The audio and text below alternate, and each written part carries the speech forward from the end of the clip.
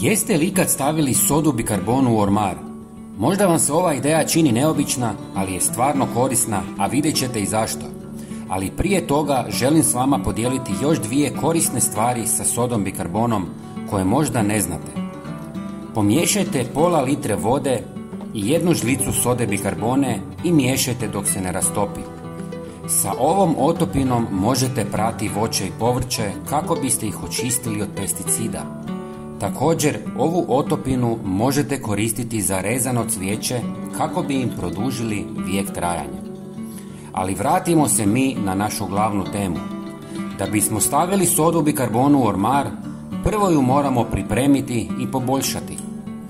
U malu zdjelu dodajte 1 ili više žlica sode bikarbone. Zatim dodajte 1 žlicu lavande i 1 žlicu klinčića.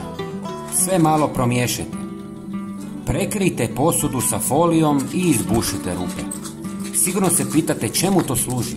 Soda bikarbona je odlična za ormar jer upija vlagu, što sprječava stvaranje plijesni i neprijatnih mirisa. Njena sposobnost neutralizacije mirisa osigurava svježinu odjeće. Lavanda i klinčići su prirodni repelenti koji odbijaju moljce i komarce zahvaljujući svojim jakim mirisima. Osim toga, lavanda daje prijatan opuštajući miris, dok klinčić ima topao začinski miris koji osvježava prostor. Ova kombinacija je fantastična za vašu kuću.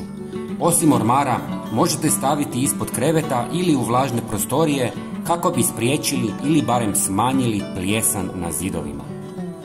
Osim sode bikarbone, možete koristiti i kuhinsku sol.